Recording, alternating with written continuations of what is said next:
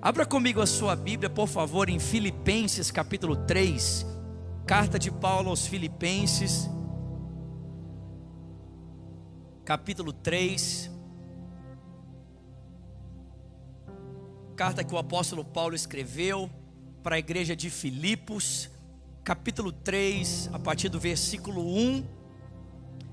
Diz assim o texto: finalmente, meus irmãos, alegrem-se no Senhor. Escrever a vocês as mesmas coisas não é um problema para mim, é uma esperança, é uma segurança para vocês. Cuidado com os cães, cuidado com esses que praticam o mal, cuidado com a falsa circuncisão, pois nós é que somos a circuncisão, nós que servimos a Deus em espírito e nos gloriamos em Cristo Jesus e não confiamos na carne, embora eu mesma, diz Paulo, tenha razões para ter tal confiança. Se alguém pensa que tem razões para confiar na carne, na força do seu braço, eu ainda mais, circuncidado no 8º dia de vida, pertencente ao povo de Israel, à tribo de Benjamim, hebreu dos hebreus, quanto à lei fariseu, quanto ao zelo perseguidor da igreja, quanto à justiça que há na lei, irrepreensível. Contudo, o que para mim era lucro, passei a considerar como perda por causa de Cristo. Mais do que isso, considero tudo como perda, comparado com a suprema grandeza do conhecimento de Cristo Jesus, o meu Senhor, por quem eu perdi todas as coisas, e eu as considero como esterco, para poder ganhar a Cristo e ser encontrado nele, não tendo a minha própria justiça que procede da lei, mas a que vem por meio da fé em Cristo Jesus, a justiça que procede de Deus e se baseia na fé. Eu quero conhecer a Cristo, o poder da sua ressurreição e a participação nos seus sofrimentos, tornando-me como ele na sua morte, para de alguma forma alcançar a ressurreição de dentre os mortos. E não que eu já tenha obtido tudo isso, ou já tenha sido aperfeiçoado, mas eu prossigo para alcançá-lo, pois para isso também fui alcançado por Cristo Jesus. Irmãos, eu não penso que eu mesmo já o tenha alcançado, mas uma coisa eu faço, esquecendo-me das coisas que ficam para trás e avançando para as que estão adiante, prossigo para o alvo, a fim de ganhar o prêmio do chamado celestial de Deus em Cristo Jesus. Alguém pode dar glória a Deus aí? Pai, essa é a tua palavra e nós queremos ouvir a tua voz. Nós te pedimos, dá-nos olhos para ver, dá-nos ouvidos para ouvir e um coração sensível para receber cada palavra que o teu Espírito deseja falar ao nosso coração. Ao pregador dessa noite, conceda-lhe graça, Senhor, para que no abrir da sua boca, somente a palavra do Senhor seja ouvida e nenhuma outra. É o que nós te pedimos e te agradecemos em o nome de Jesus. E quem crê, diga. Eu falo com você nessa noite sobre o tema desapegue-se, quando o tudo se torna nada. Amém? Diga para quem está pertinho de você: desapegue-se quando o tudo se torna nada. Alguém pode dar um glória a Deus? Nós estamos vivendo exatamente esse momento da nossa vida, esse momento do desapegue-se.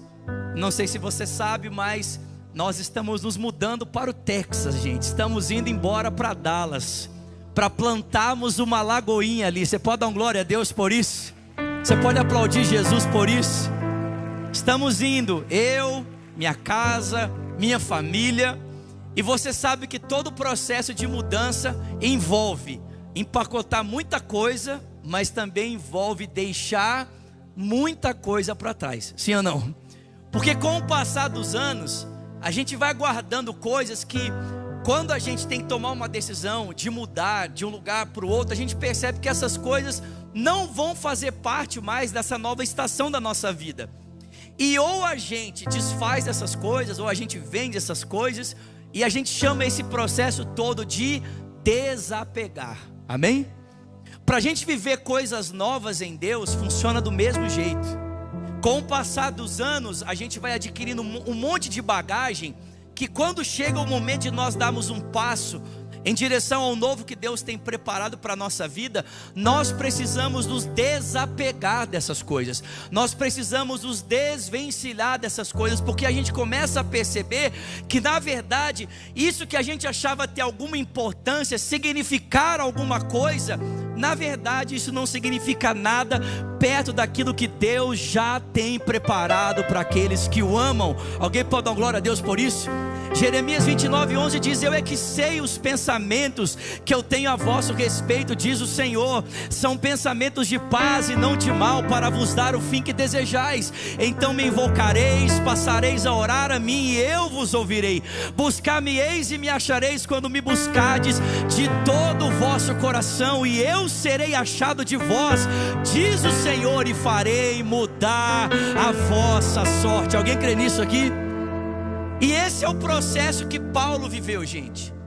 Paulo aqui nesse trecho dessa carta aos Filipenses, ele está combatendo um pensamento errado que estava chegando naquela recente igreja que ele havia plantado na cidade de Filipos. Lá no capítulo 16 conta a história de como essa igreja surgiu. Paulo chegou ali e naquele lugar, diferente de outros contextos que Paulo já havia passado, ele não tinha ali uma sinagoga, uma estrutura religiosa judaica onde ele pudesse pregar o evangelho. Então a Bíblia diz que ele procurou um lugar onde as pessoas se reuniam ali para de alguma forma prestar culto às suas divindades, e ele começou a pregar o evangelho ali. E a Bíblia diz que uma mulher chamada Lídia, vendedora de tecido de púrpura, ao ouvir a pregação do evangelho através de Paulo, se converteu e abriu a casa dela, e a Bíblia diz que ali surgiu o primeiro GC. Alguém pode dar glória a Deus por isso? Nós já temos um GC lá em Dallas com 30 pessoas. Alguém pode dar glória a Deus? Quem crê que essa igreja vai bombar, diz um glória aí, pelo amor de Deus. Inclusive chacoalha o seu irmão e fala para ele: meu irmão, nós estamos aceitando gente lá, aleluia, amém. Quem quiser vir embora com a gente para Dallas, amém, gente, tem casa lá, bendito seja o nome do Senhor. A Bíblia diz que Paulo continua pregando a mensagem, e um dia, ao pregar o evangelho, uma menina tomada por um espírito maligno começou a seguir Paulo e começou a dizer: esses homens pregam um Deus altíssimo, esses homens pregam o Deus altíssimo. A gente lê o texto e pensa que o Deus altíssimo referido aqui pela jovem era o Deus que Paulo pregava, mas na verdade era uma divindade pagã que era cultuada naquele lugar. Ela estava associando a mensagem de Paulo a um ídolo, a um Deus pagão. E a Bíblia diz que por vários dias ela fez isso, até que um dia Paulo, incomodado com aquela jovem, vira-se e diz ao espírito maligno que a possuía: sai dela. E a Bíblia diz que aquele demônio sai, a jovem é liberta, mas os donos daquela jovem, daquela escrava que ganhavam dinheiro com as suas predições, ficaram muito insatisfeitos. Isso levou Paulo a um apedrejamento, a ser espancado, a ser preso, a ser torturado. E a Bíblia diz que naquela noite, por volta da meia-noite, Paulo e Silas presos cantavam hinos a Deus. Alguém pode dar glória a Deus aqui? E a Bíblia diz que o Senhor então moveu a prisão, soltou os grilhões, e Paulo e Silas então são libertos. Mas o carcereiro, percebendo o que havia acontecido e temendo que os presos haviam fugido, a Bíblia diz que ele pensava tirar a sua vida. Mas Paulo grita no meio daquela escuridão: não faças mal a você, estamos todos aqui. E a Bíblia diz que o segundo GC acontece na casa desse carcereiro. O homem responsável pela tortura de Paulo agora se converte, e Paulo deixa ali na casa dele um GC plantado para que essa igreja possa crescer. Alguém pode dar glória a Deus? Paulo sai dali, essa igreja cresce, e pouco tempo depois, então, falsos mestres estão tentando ensinar caminhos errados de como a fé cristã deve ser lidada. E Paulo está combatendo isso aqui. Mas Paulo pode combater isso porque Paulo viveu esse dilema na história dele. Paulo também viveu esse dilema na sua história antes de conhecer a Cristo. Paulo tinha uma compreensão de como a relação com Deus deveria acontecer pelos moldes da fé que ele havia aprendido. E é esses moldes que Paulo havia aprendido que marcavam a forma como ele pensava que deveria ser a sua relação com Deus. Aliás, é assim que Paulo contava a história dele. Se nós pudéssemos, pegar uma máquina do tempo, voltarmos lá na Jerusalém, lá em Israel, do primeiro, do segundo século da era cristã, e tivéssemos o privilégio de encontrar com Paulo por aquelas ruas, e perguntássemos para ele: você, quem é você? Paulo diria: eu sou judeu, eu sou hebreu de hebreu, eu fui circuncidado no 8º dia, eu sou parte da tribo de Benjamim. E ser parte da tribo de Benjamim, gente, para Paulo era muito importante, porque a gente sabe que Israel tem 12 tribos, mas das 12, só 2 permaneceram intactas, com as invasões, as guerras, e uma delas era a tribo de Benjamim. Em outras palavras, Paulo está dizendo: eu sou judeu raça pura, aqui só corre sangue judeu de verdade.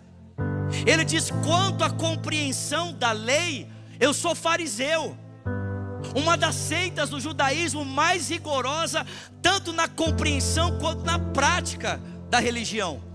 Paulo orava pelo menos 3 vezes por dia, jejuava pelo menos 3 vezes por semana, dava ofertas constantes, era alguém assíduo na prática da sua religião. E ele diz que quanto ao zelo por essa religião, ele era perseguidor da igreja. Era assim que Paulo contava a história dele antes de ter um encontro com Jesus. Quem é Paulo? Paulo é um judeu devoto. Paulo é alguém que pensa que as marcas de alguém que vive uma vida para Deus passam pela marca do corpo, pela guarda do sábado, pela guarda da circuncisão, pelas leis dietéticas. Paulo é alguém que pensa que viver para Deus significa guardar os hábitos, os costumes do seu antepassado. É assim que Paulo vive, é assim que Paulo tem a sua compreensão da religião. Mas tudo isso mudou o dia que Paulo teve o encontro com Jesus. Alguém pode dar glória a Deus por isso aqui? E essa é a primeira lição que eu quero ensinar para você nessa noite: é que o encontro com Cristo redefine as nossas prioridades. Diga para quem está do seu lado: o encontro com Jesus redefine as suas prioridades. Chacoalha ele para ele acordar e diga para ele: o encontro com Cristo redefine as suas prioridades. Alguém pode dar glória a Deus aqui por isso? Como Paulo teve essa experiência na vida dele, agora ele pode dizer para os filipenses: gente, isso aí que estão ensinando para vocês de como deve ser vivida a vida com Deus, isso aí está errado. Eu vivi isso. A Bíblia conta que em Atos capítulo 9, quando Paulo estava perseguindo a igreja por causa do seu zelo religioso, ele tinha nas suas mãos cartas dos principais religiosos para ir até Damasco, capital da Síria, o estado próximo ali a Israel, para perseguir cristãos ali. Ele já tinha torturado gente em Jerusalém. A Bíblia diz em Atos capítulo 8 que Paulo passava de casa em casa torturando os cristãos. Parecia o ICE daquela época, aleluia. Está amarrado, meu Deus. O Paulo parecia o ICE. Ele queria saber onde tinha um crente, para que ele pudesse torturá-lo, para que esse crente ou negasse a fé, ou chegasse ao martírio. Aliás, o primeiro mártir da igreja havia sido morto aos pés de Paulo. E a Bíblia diz que, dirigindo-se agora para Damasco, com cartas nas suas mãos, para perseguir e torturar cristãos, de repente no meio do caminho, uma luz mais brilhante do que o sol do meio-dia veio aos olhos de Paulo, e uma pergunta ecoou aos seus ouvidos: Saulo, Saulo, por que que você está me perseguindo? Saulo, Saulo, por que que você me persegue? E a Bíblia diz que, olhando para cima, tentando encontrar a voz que lhe falava, ele pergunta: quem és tu, Senhor? Quem é que está falando comigo? E para surpresa de Paulo, ele ouviu a resposta que ele nunca pensava que ouviria na sua vida: eu sou Jesus, Paulo, a quem você está perseguindo. Eu sou Jesus, Paulo. Gente, os estudiosos acreditam que esse encontro de Saulo com Jesus na estrada indo para Damasco tenha durado 10 minutos no máximo. Mas foram os 10 minutos mais longos para serem entendidos numa vida. Porque é isso que acontece quando a gente encontra com Jesus. O impacto do encontro com Cristo leva uma vida inteira para ser discernido. Leva a vida inteira para ser entendido. A Bíblia diz que Paulo ficou alguns dias na casa de um homem, e um jovem chamado Ananias visita, ora por ele, seus olhos são abertos, e dali Paulo vai para Jerusalém para tentar encontrar os apóstolos. mas ele não consegue, o pessoal está todo com medo dele. Dali ele é dirigido para Damasco, e de Damasco ele vai para o deserto na Arábia, onde ele fica 3 anos e meio, para tentar entender o que tinha acontecido com ele na estrada na Síria. Ele volta depois de 3 anos e meio, tem um primeiro encontro com os discípulos, e dali a Bíblia diz que ele volta para sua cidade e passa 10 anos no isolamento, refletindo sobre aquilo que havia acontecido. Meu irmão, a Bíblia diz para mim e para você que o encontro de Paulo com Jesus redefiniu as suas prioridades. Tanto redefiniu as suas prioridades, que redefiniu também os marcos com os quais Paulo conta agora a sua história. Porque o Paulo antes de Cristo contava a sua história por circuncisão, ser circuncidado ao 8º dia, ser parte do povo de Deus, ser da tribo de Benjamim, ser fariseu. Mas agora o Paulo que se encontrou com Jesus não conta mais as suas histórias, não conta mais a sua jornada pelos seus méritos. Paulo agora quer contar a sua história pela seguinte característica, pelos seguintes parâmetros. Paulo diz: eu quero conhecer a Cristo, eu quero sofrer com Ele, eu quero estar com Ele na sua morte, para que de alguma forma eu possa participar com Ele da ressurreição de dentre os mortos. Alguém pode dar glória a Deus aqui? Antes a história de Paulo era contada pelos seus marcos pessoais, mas agora a história de Paulo não é mais contada pelos seus marcos pessoais, mas pelos marcos de Cristo. Porque a gente sabe que a jornada do único homem que é contada por esses marcos é a jornada de Jesus. É a história de Cristo que é narrada por esses marcos: sofrer, morrer para ressuscitar. Alguém pode dar glória a Deus por isso aqui? E o que Paulo espera agora é que a sua história também possa ser contada por esses marcos, os marcos da vida e da história do seu Senhor. A vida com Jesus, irmão, precisa mudar as nossas prioridades.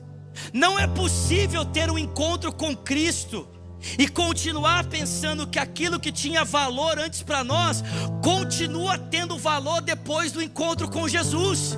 É impossível encontrar-se com Cristo e pensar que a vida que você tinha antes tem alguma importância agora que você se encontrou com um supremo tesouro.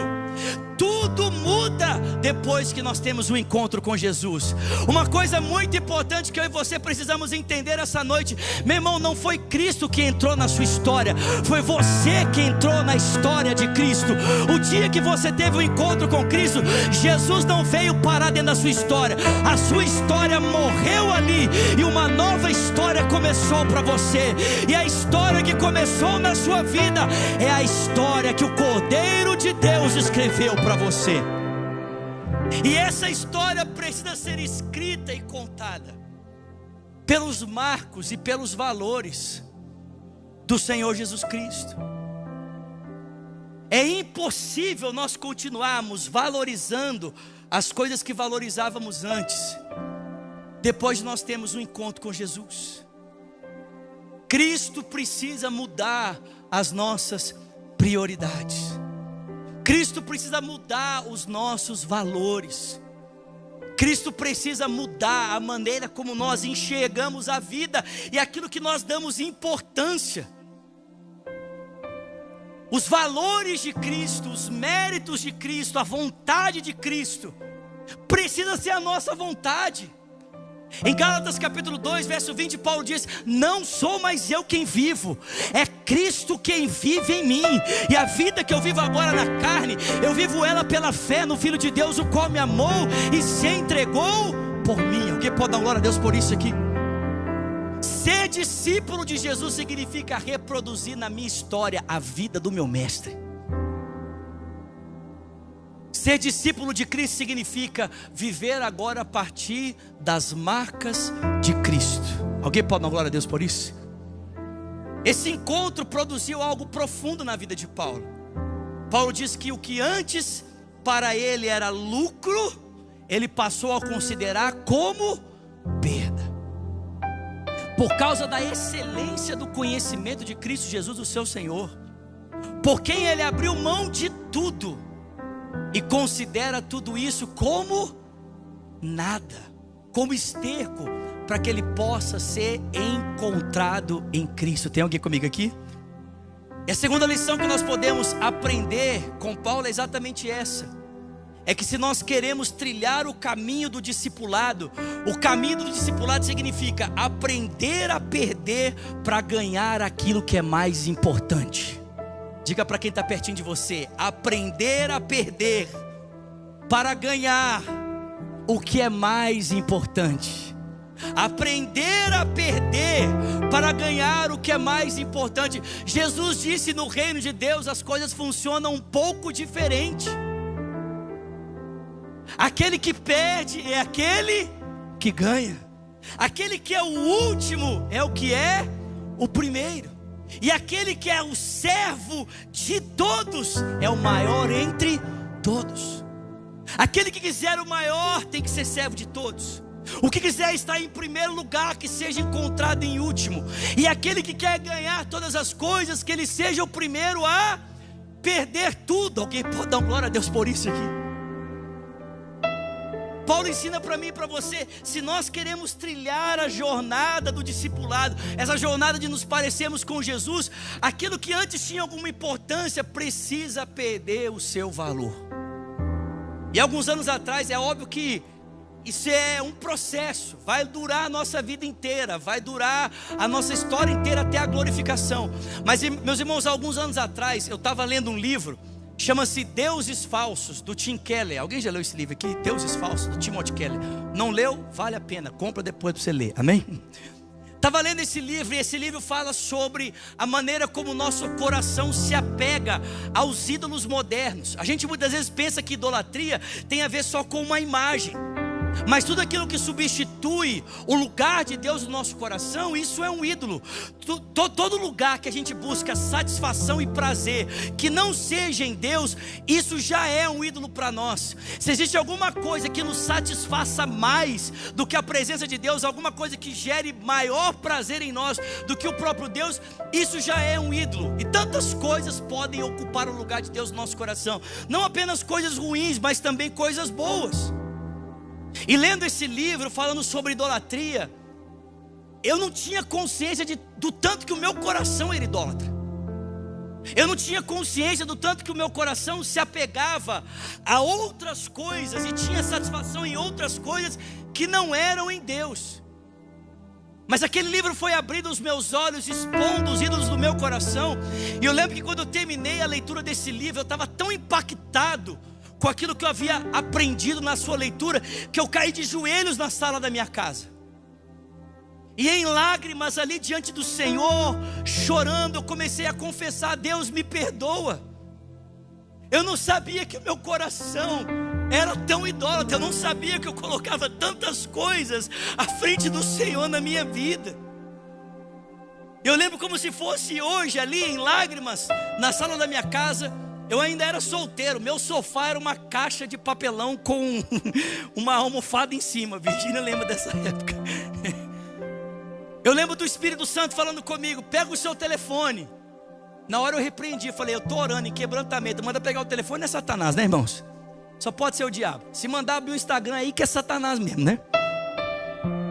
Eu lembro que eu peguei o meu telefone e o Espírito Santo falou comigo: vai lá no Spotify. Eu falei: meu Deus, que direção é essa? Que esquisito. Mas eu fui, e o Espírito Santo falou comigo: vai lá na pasta dos arrais. E eu fui. E esses irmãos têm uma música que se chama Oração.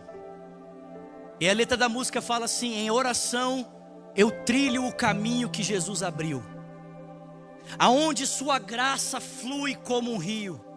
Santo, santo, santo, santo. E pela fé eu caminho até avistar o autor da minha fé, e o que eu desejo oferecer para honrar quem Ele é. E ao partir me vi, eu sou indigno, mas a tua voz me diz: não vá, meu filho. A música prossegue dizendo: torna o meu sofrimento em testemunho, me esvazie de mim e desse mundo, e que o meu nome morra com o meu corpo, e que o de Cristo prevaleça em tudo. A segunda parte da música diz que eu receba aquilo que preciso e nem um pouco mais. Me dê os bens que de imediato eu possa abandonar. E eu ouvi o Espírito Santo me dizendo naquele dia: eu quero que você faça essa oração. E para minha vergonha, irmãos, eu disse para Deus naquele dia: eu não posso. Eu não posso, porque essa não é a verdade do meu coração. Eu não sei se você conhece a história de Agostinho. Agostinho de Hipona, um dos grandes pensadores da igreja cristã, ele dizia o seguinte: Deus, converte-me, mas não agora. Deus, dá-me um anseio por ti, mas não hoje. Porque, meus irmãos, até esse anseio de ansiar o Senhor tem que vir de Deus para cada um de nós. Porque o impacto da presença de Jesus na nossa vida é muito grande. É como um terremoto, mexe todas as estruturas. E nem sempre, irmãos, nós estamos dispostos a ver Deus chacoalhar a nossa vida, mudar as nossas prioridades e fazer a gente enxergar que por aquilo que nós estamos gastando a nossa vida, nós estamos gastando a nossa vida naquilo que não vale a pena. Nós estamos investindo a nossa vida naquilo que é ouro e prata, e todas essas coisas perderão o seu sentido e valor com o passar do tempo. Na verdade, irmãos, nós deveríamos estar gastando a nossa vida naquilo que é tesouro para a eternidade, naquilo que resultará na glória e no louvor do nosso Senhor. Mas isso é difícil. Nosso coração às vezes ele fica... Eu falei para Deus: eu não consigo. Falei: Deus, eu quero me converter, mas não hoje. Eu quero ser mudado. Muda o meu coração. Muda o meu coração, Senhor, para que de fato eu anseie o Senhor mais do que tudo. Brilha para mim a tua beleza, para que as outras belezas percam o seu brilho. Resplandece para mim o brilho da tua face, para que todas as outras luzes desapareçam diante do brilho do teu rosto. Que eu veja a beleza que há em ti, e que essa beleza exponha a feiura das coisas pelas quais eu penso que vale a pena gastar minha vida. Paulo diz: eu tenho como perda todas as coisas. Mas isso não é fácil, irmão. Já parou para pensar que você pode olhar um dia para a sua vida e pensar que você gastou grande parte da sua história dedicando a sua vida para uma coisa que na verdade o valor disso é comparado a esterco?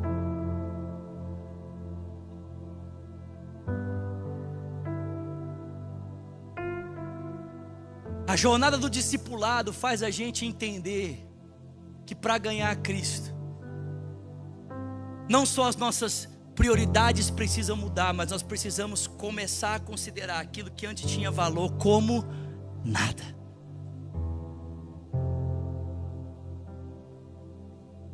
Como nada. Jesus disse: quem quer vir após mim, negue-se a si mesmo, tome a sua cruz e me siga. Porque quem quiser amar a sua vida vai perdê-la. Mas quem perder a sua vida por mim e pelo Evangelho, ele a encontrará.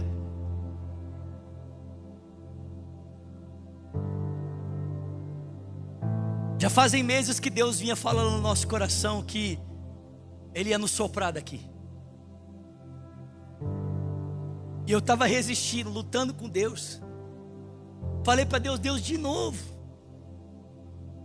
Há 6 anos atrás Deus me tirou de Belo Horizonte. Já estava em BH 16 anos, tinha um ministério consolidado, a nossa vida estava tudo certo lá. E aí viemos fazer uma visita aqui em Orlando.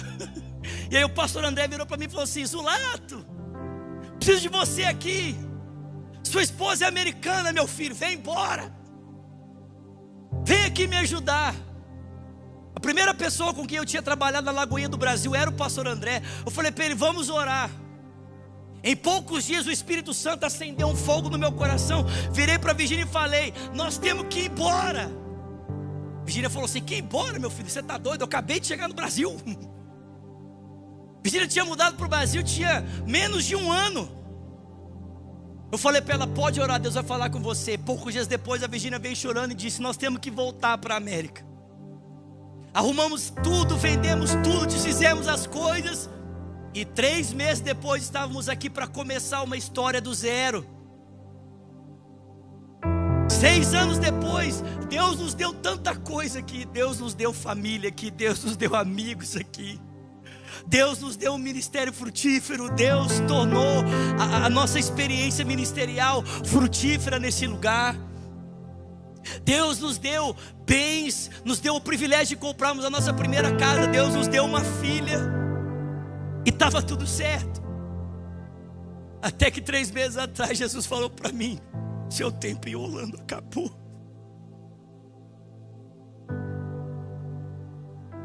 Eu falei para Jesus: não é possível. Falei: Jesus, eu amo esse lugar, eu amo a minha igreja, eu amo levar minha filha na Disney toda semana, eu amo a experiência de família que eu tenho aqui nessa cidade, Jesus. E Jesus começou a falar para mim: acabou.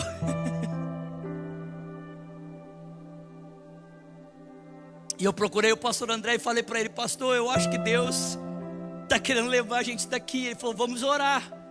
O que você está pensando? Eu falei: eu não sei, eu estou igual a Abraão. Deus só falou comigo: vai para onde? Não sei, mas vai. E saímos andando nos Estados Unidos, viajando para alguns lugares, tentando entender o que Deus queria. E quando chegamos ali em Dallas, meu coração explodiu. E eu falei com a Virgínia: é aqui. Deus nos quer aqui nesse lugar. Deus quer restaurar o que Ele começou aqui nessa cidade.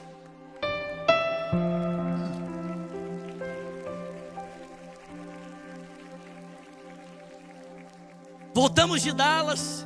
Eu fui pregar um domingo de manhã em Sarasota. Ninguém sabia, gente. Essa conversa estava entre mim e o pastor André. E pregando ali, um irmão chegou. Eu falei com Deus: Deus, confirma mais uma vez a tua palavra, confirma mais uma vez a tua direção. Senhor, se é isso que o Senhor tem, me dá o Texas por herança. Deus, me dá Dallas por herança. Gente, ninguém sabia. 3 segundos depois, um irmão põe a mão no meu ombro, orando em línguas, e fala assim: Zulato, Deus manda te falar, Ele está te entregando Texas por herança, Ele está te entregando Dallas por herança. Eu voltei desse domingo, procurei o pastor André e falei para ele: eu tenho que ir embora.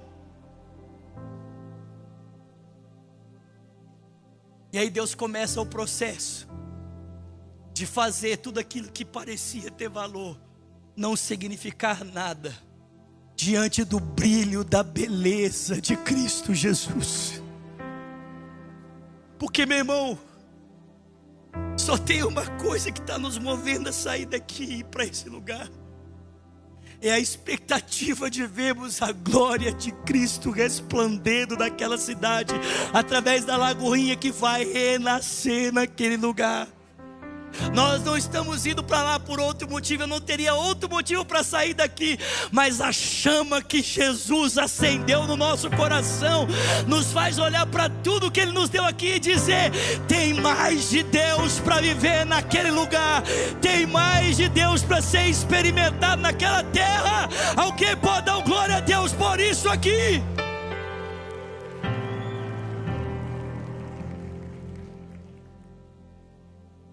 Eu falei esses dias com os meus alunos do Carisma, vou falar isso aqui e seguir para o encerramento. Sabe por que Deus permitiu os israelitas sofrerem tanto antes de libertá-los do Egito?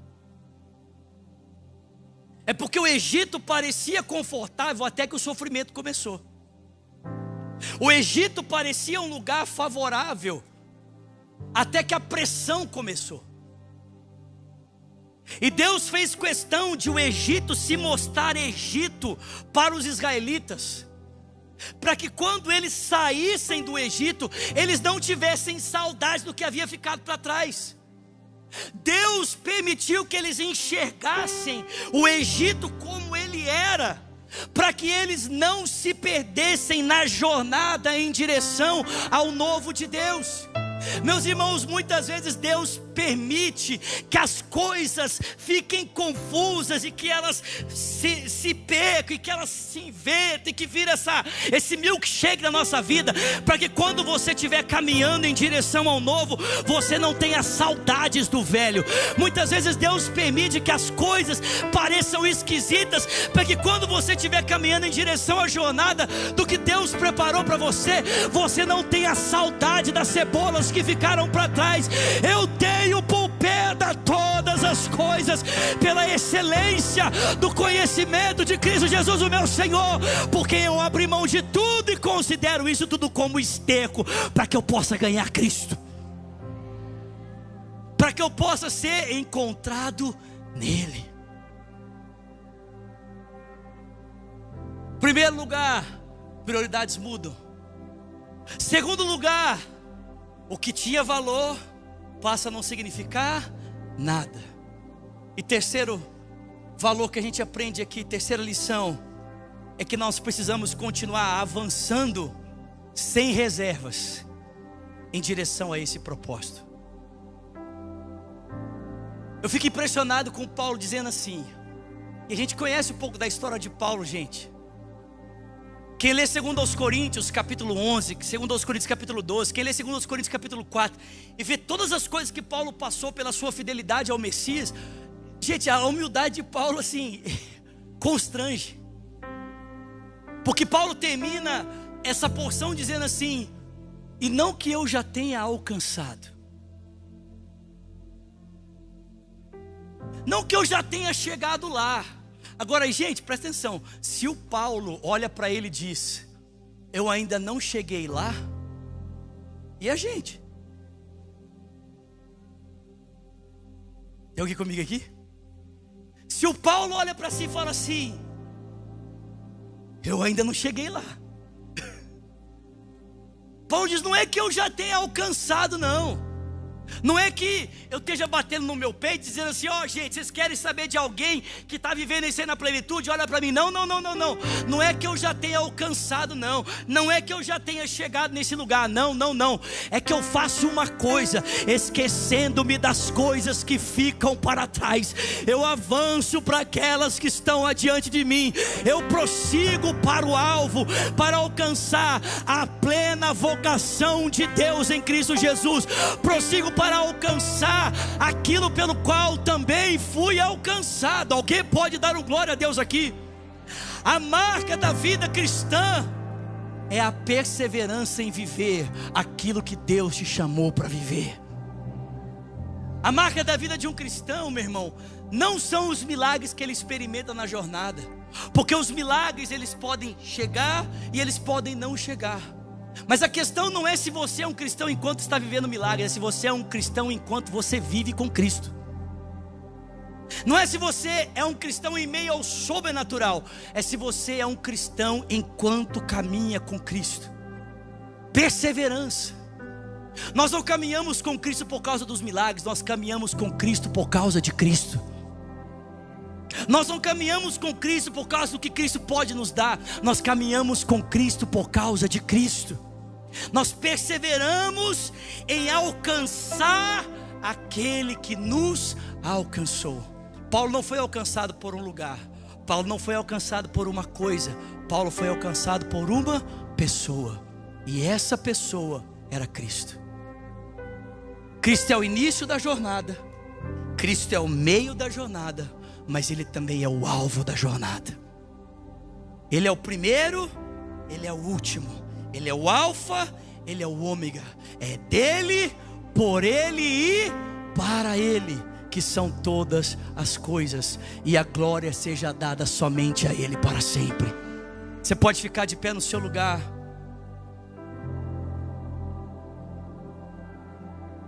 Eu não sei se você percebeu, mas esses 3 pontos que eu estou trabalhando com você aqui nessa noite, essas 3 lições, criam um movimento. Primeiro movimento: Cristo ocupa tudo. Segundo movimento: eu perco tudo para ganhar Cristo. Terceiro movimento: eu avanço em direção a Cristo, sem nunca mais olhar para trás. Primeiro movimento: Cristo se torna o meu tudo. Segundo movimento, eu perco tudo por causa de Cristo. Terceiro movimento, eu sigo em direção a Cristo, sem nunca mais olhar para trás.